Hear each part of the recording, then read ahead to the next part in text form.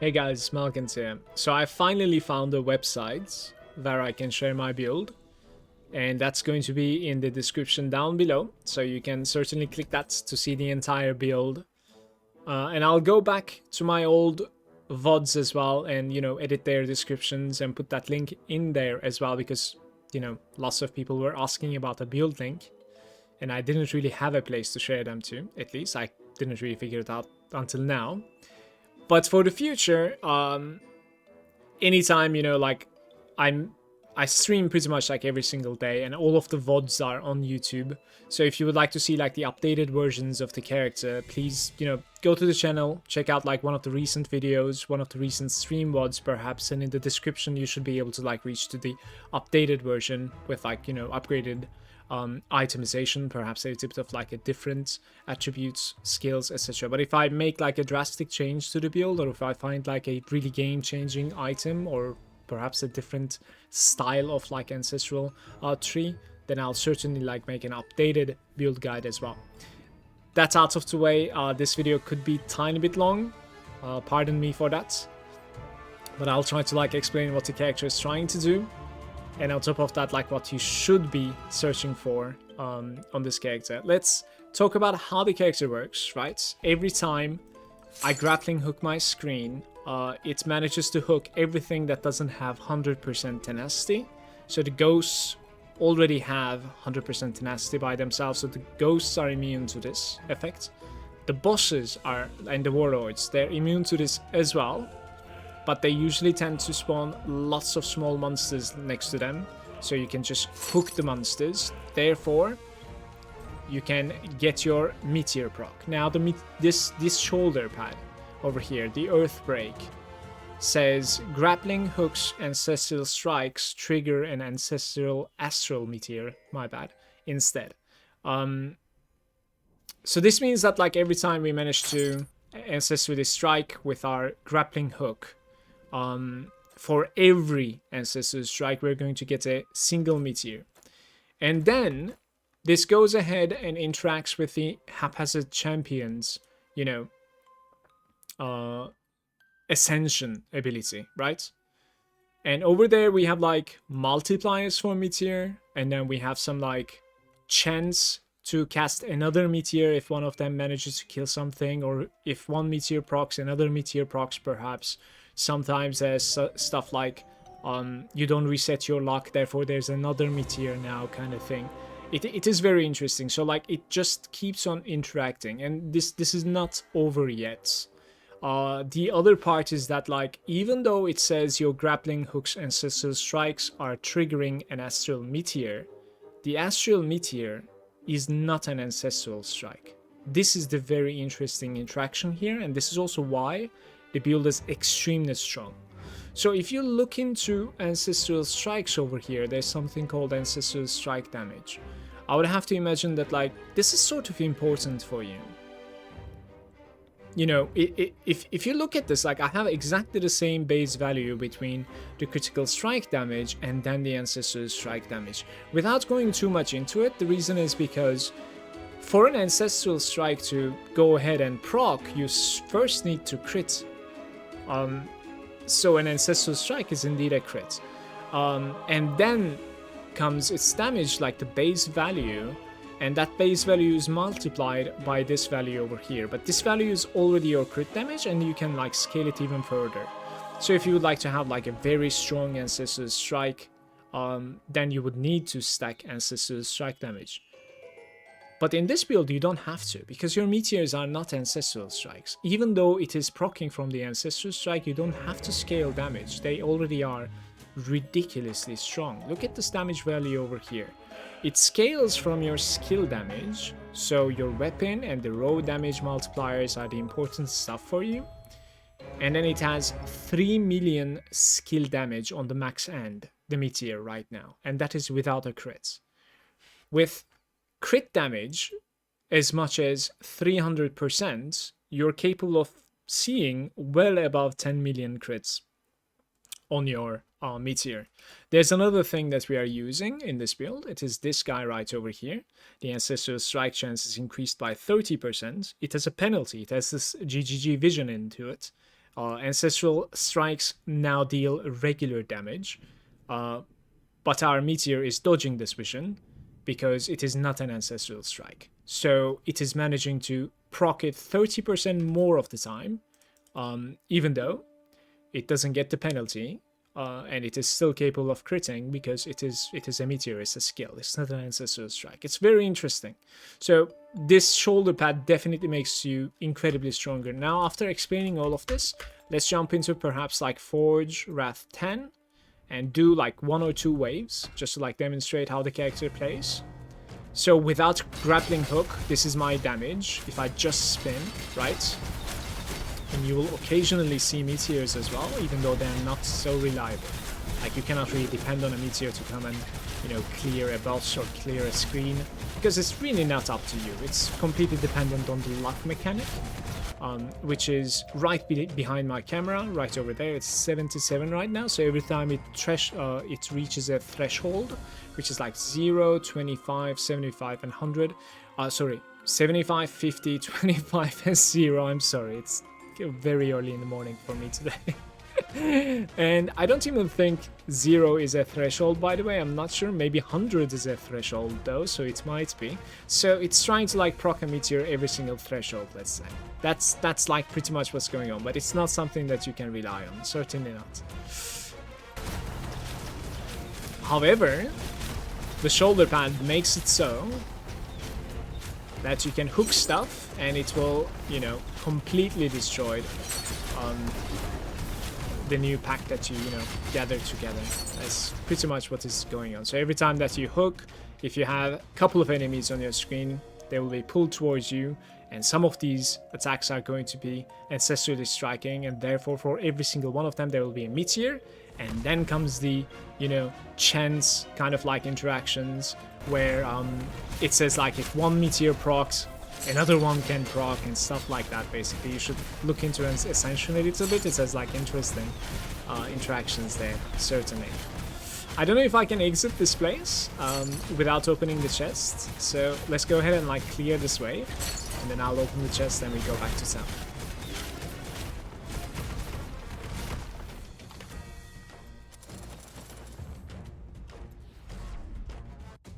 The character is very, very fun to play, and it's incredibly satisfying to like hook a bunch of enemies and just like watch them get deleted by the meteors, because they feel really impactful.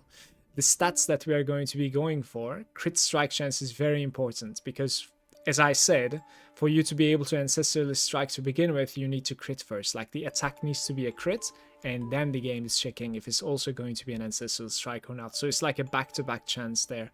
It's layered a little bit, right? The higher the crit chance, the better. Instead of stacking crit damage, I just decided to run the ultimatum right now. But I'll be honest with you, if the game gets much more difficult, I might start using a defensive ultimatum such as this one. Your area damage reduction is set to something, and this is probably going to be like much higher, of course, when I level it up. That being said, if I were to change that, I'll make an updated video, and I would have to stack crit damage as well, because our crits of meteors are like above 10 million. It's definitely deleting everything. That's a huge magnitude of a change for sure. Like, you do need the crit damage, maybe not as high as 300%, but yeah. And why is it as high as 300% is because I'm using a necklace, which is giving me ultimatum levels, and at the same time it's even higher than that sometimes because my rune is broken and I'm using the rune that is buffing my ultimatum. Apart from crit strike chance, as I said, like, raw damage is just incredibly important. Movement speed is very important because like you're constantly transitioning in this game. Armor penetration is very important as well. It completely ignores the armor, therefore like it's you know, multiplying your skill damage, and meteors are utilizing skill damage. Very short, if you're new to this game, there are two types of damage mainly. It is going to be either elemental damage or the skill damage. When you're playing a character, it directly tells you if it's scaling as skill damage. So this damage has nothing to do with elemental values. So it's, you know, that's the simplest way to explain. It's a skill damage, then elemental damage is not going to be doing anything to this. My whirlwind says Skill damage again right over here, so it has nothing to do with the elemental damage.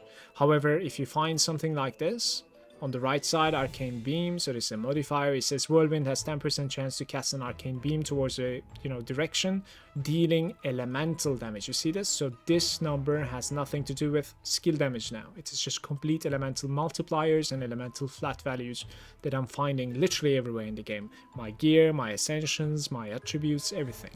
So I should probably get that out of the way.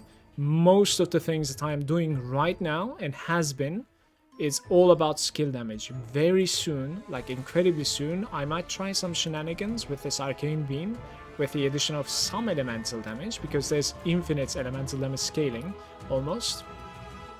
I mean, I said infinite, but of course, like, it's limited to your Slurm farm, and you need to like max out literally every single node in the space, and then you're going to be granted quite a few elemental damage to yourself as well. So what am I using over there instead of that like elemental damage addition? I'm using the tenacity while whirlwinding. But my tenacity is getting close to 100% even without whirlwinding, so it's like 84.4. If I can get to like 100 without that, then I'll be able to, drop that point and take the Arcane Beam and probably farm a little bit of Slurm, and then afterwards, like, I'll max all of this out so that I have a little bit of like elemental damage coming from there as well.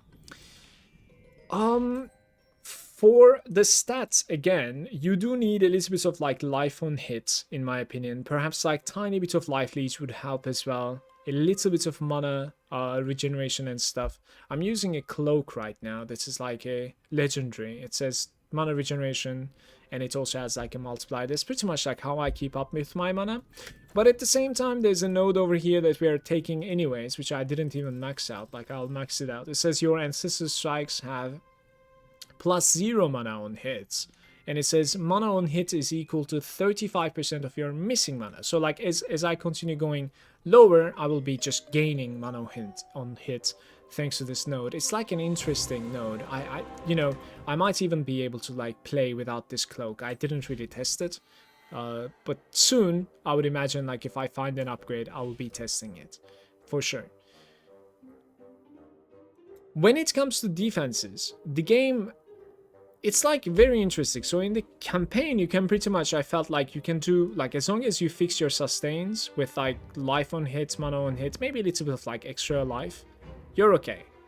After the campaign, tiny bit of, like, armor and elemental resistance was enough for me to continue the game. On top of the stuff that I just mentioned. And that was just this node over here. It basically gives you elemental resistance compared to your armor. And as I continued like coming closer to the challenges right over here, right? So for instance, these challenges, I decided that like I need a little bit more elemental resistance and armor especially. But on top of that, there are like so many different uniques that you can, well, legendaries that you can find in this game. Is that like they're giving like back-to-back damage reductions. The same thing can be said for like the attributes. So it's hard for me to tell you like you need this much resistances and this much armor for you to be able to survive, because like if you're lucky, you will end up finding things like this. For instance, look at this guy. This is only +6 right now, so it will go all the way up to +15. And it says whenever you are dealt damage exceeding 7% of your maximum life, now it's staggered over 10 seconds, this damage value. The same thing over here. Whenever your dealt damage cannot exceed 5.5k, it is just insane. So I cannot even get a higher damage dealt to me than 5.5k. It is absolutely insane. So not only I'm staggering the damage that is higher than 7% of my life, but if it's, it can only be up to 5.5k. So there are like some really interesting interactions there. On top of that, like there's some like damage mitigations that you can take. Notably these two, 6% all damage reduction, 9% all damage reduction, and then we also have 30% all damage reduction from determination over here. All of these things combined makes it so like it's incredibly easier to itemize and not care about resistances until this system right over here, the Netherworld. In the Netherworld, there are very, very annoying ailments. They do exist even in the campaign, and even after the campaign for the challenges as well. But in the netherworld, you just die if you don't have the, you know, resistance, immunity to the ailments, or if you can find a way to play around it, let's say. So what are these ailments? Is like there's silence, there's that burn, there's the lightning, shocking, right? There's the there's the freeze, of course, which is crazy important to go against. All of these things can be like pretty much negated, and let's talk about the elemental resistances with this topic a little bit. So the tenacity over here is making it so that like you are not only immune to freeze, slows, but also to knockback when you're 100. So when you're coming closer to the end game, like you do want 100% tenacity. That's the first thing that you start feeling with a character like this. Afterwards, there comes new problems with the other ailments. Then you feel like, okay, I need to like increase these resistances. And how do these resistances exactly work in this game? So like there's an elemental resistance here, and then there's like a fire resistance here. So like what does this even mean? They're pretty much like working hand in hand, guys.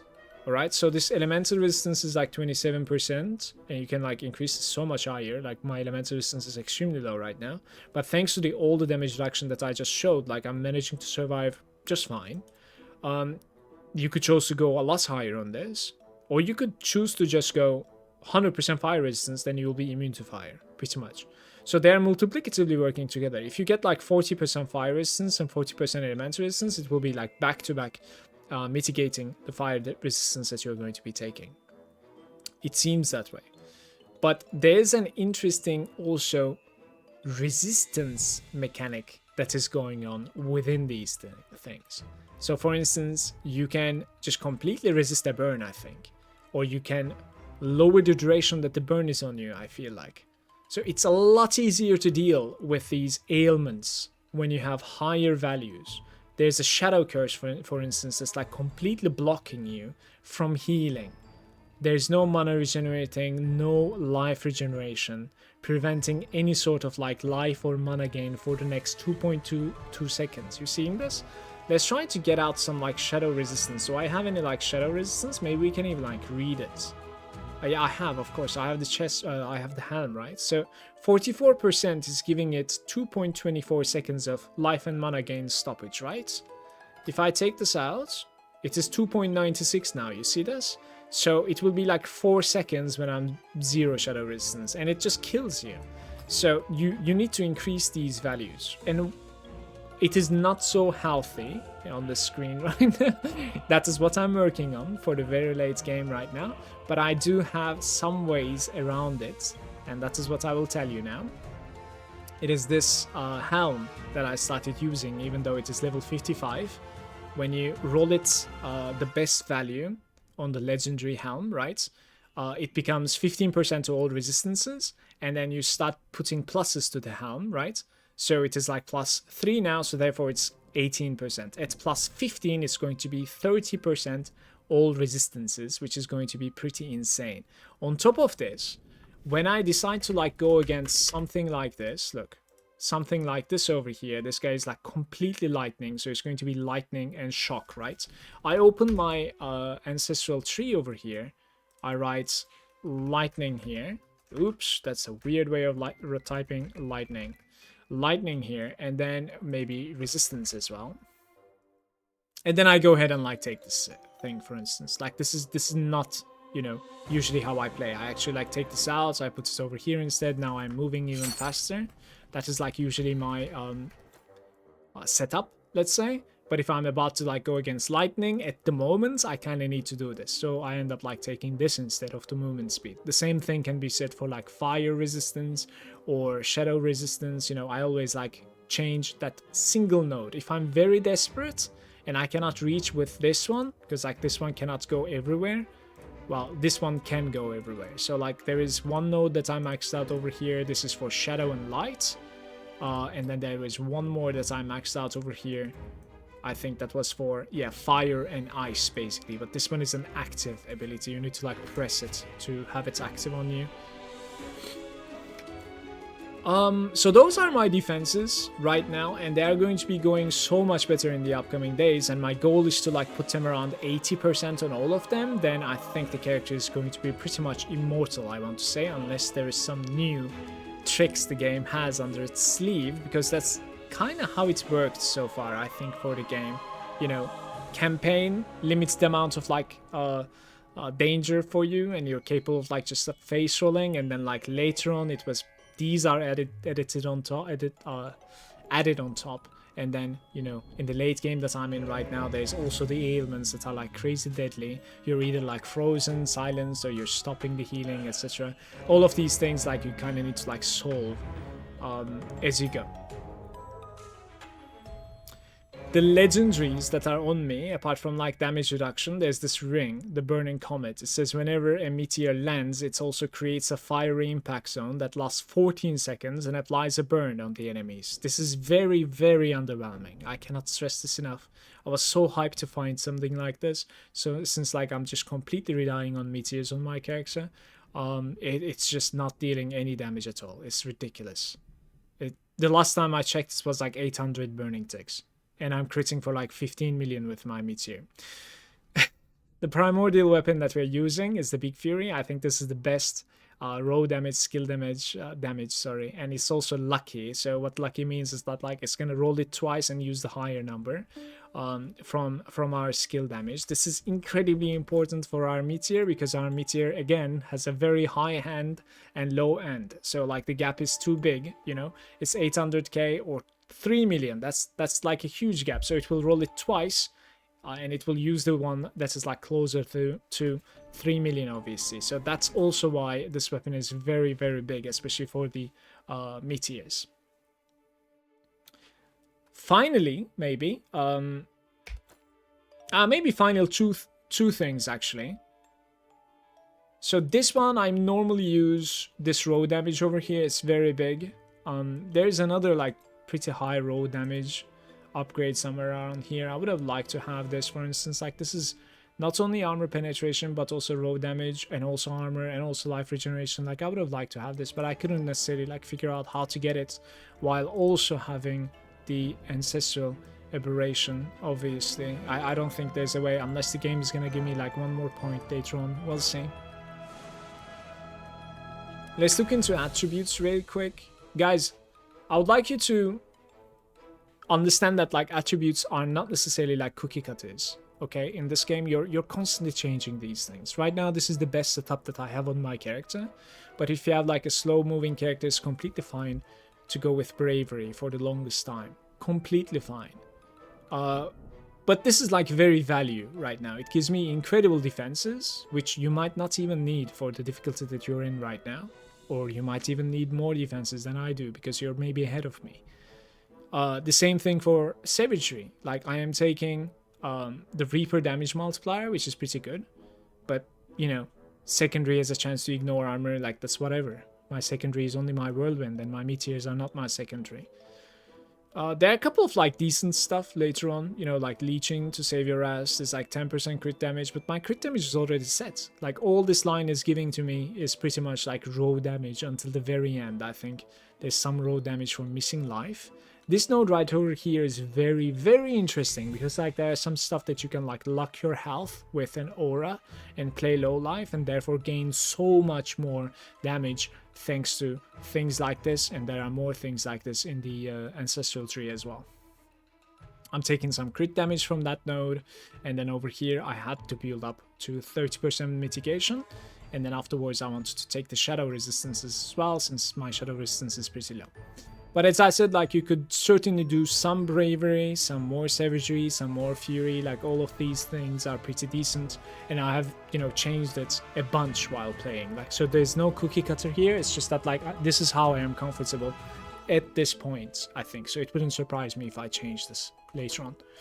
And the last thing is going to be about the skills and how I distributed these things. Remember, don't fall for the noob trap. There's only one active here, right? This one is not active at the moment. It's just giving me some raw damage because it's maxed out. But you need to equip the ones that I am equipping. For the whirlwind, as I said, like I'll swap the arcane beam. This also reminds me, I've recently found some gloves, guys. It says after dealing damage to a non-boss enemy, it has less than 21% life. It has 21% chance to die instantly.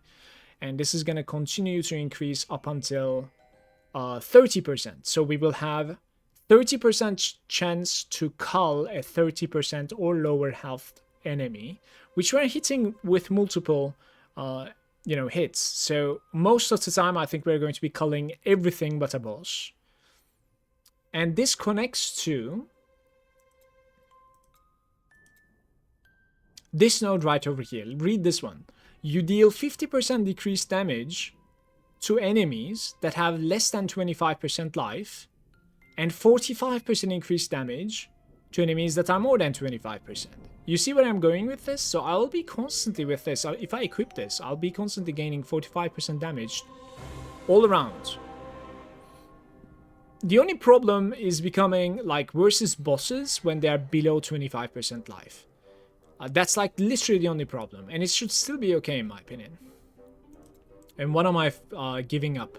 I'm giving up a chance to proc another meteor from one meteor. But this might be okay, guys, because like my meteor is going to be, a single meteor is going to be gaining 45% increased damage, right? And half the time it was proccing a secondary anyway. So I think it's almost the same. It's just that I don't necessarily know if like a procced meteor could have procced another one as well or not. That's something that I do not know. So I'll like play with this and I'll let you know. But I want to like level up these gloves to plus at least like 12, 13 or something without trying this. So at the moment like I'm playing with the meteor trigger chance, but I might swap to honorary sigil of this chivalry soonish. We'll see. We'll see. And again, like I'll probably swap the arcane beam as well pretty soon.